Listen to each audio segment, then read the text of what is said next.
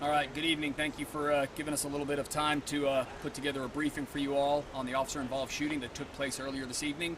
Before I start, I'll introduce a few of the folks that are standing here with me. I've got Assistant City Manager Ray Ariano. I've got the Police Monitor Farrah Muscadin. I've got the District Attorney Margaret Moore, and then several members of the Austin Police Department, and then our teams as well. The incident that occurred here today began at 4:55 p.m. when a call came into the 911 center, a check welfare call here in the 300 block of Bowie. The complainant advised that their neighbor was banging loudly on the emergency exit doors, and they were concerned that he might be in some level of a mental breakdown. At this point, a mental health officer was requested, along with dispatching APD officers to the scene. The first APD officer arrived at 5:08 p.m. and upon arrival started gathering information on what had happened. By the time the officer arrived, the subject in this incident had entered the condominium complex directly behind us here, and the officers went into the lobby to talk to the staff at the complex. The staff advised them that the individual is believed to be a resident at this complex.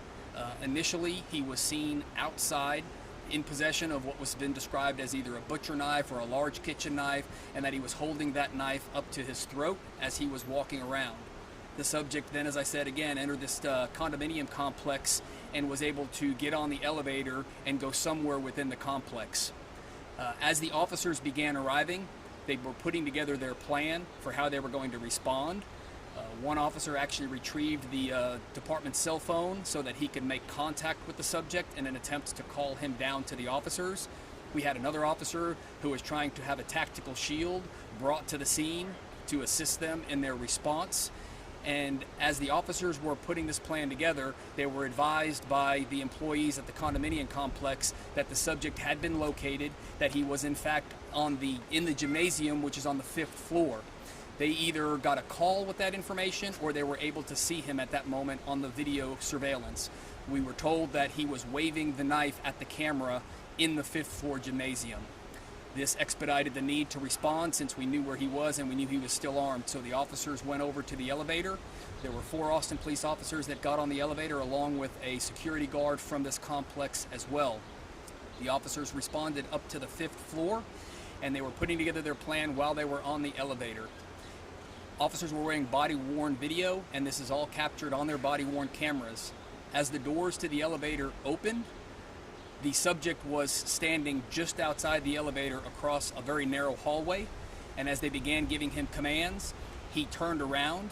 It appears on the video he's initially holding what is a very large kitchen knife, a larger kitchen knife to his throat. He then pulls it down more towards his side and begins walking towards the officers. As he takes a step or two towards the officers, 2 of the officers fired their duty pistols and 1 officer fired a taser. It's at this point that the subject goes backwards and is no longer in the frame of the video, and the officers then go in and secure the subject and request medical assistance. The EMS and fire department arrived and they performed life-saving measures for quite some time here on scene before transporting the subject to a local hospital. The subject was transported to the hospital and he was pronounced deceased at 6:07 p.m. We believe him to be a 46-year-of-age Asian male. The officers involved in this incident, the 2 officers that fired their duty pistols, have both been with the department 5 years. They, as is our standard practice, will be placed on administrative leave while we conduct the investigation. As is our standard practice, there are multiple investigations going on here at the scene.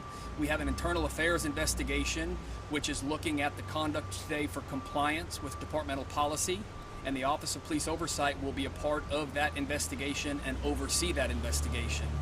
We also have a concurrent criminal investigation that will be conducted by the Department's Special Investigations Unit, and the Travis County District Attorney's Office is here as well looking into this incident. This is our standard protocol. So we will be here for a while investigating this incident. The officers, again, are on administrative leave pending the initial review of this incident. And I do want to take a moment really to express our heartfelt condolences to the family of the deceased here today. Again, it was someone who apparently was in some level of mental crisis that drew us out. today and resulted in the scene that played out behind us in this condominium tower.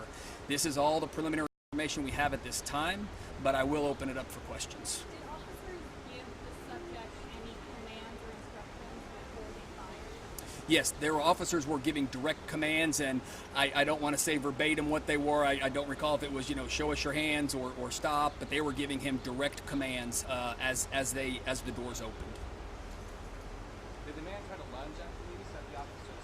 I mean, with the knife, sorry. Again, what I'm describing is what I saw on the video, and he turns around and begins walking towards the officer. He's not running, he's not lunging. This is a very narrow hallway when those doors opened up. Although it's an estimation on what I've seen on the video, it appears as though he is likely within 7 to 10 feet of the officers when those elevator doors open, and then he turns around and begins walking towards them. Thank you.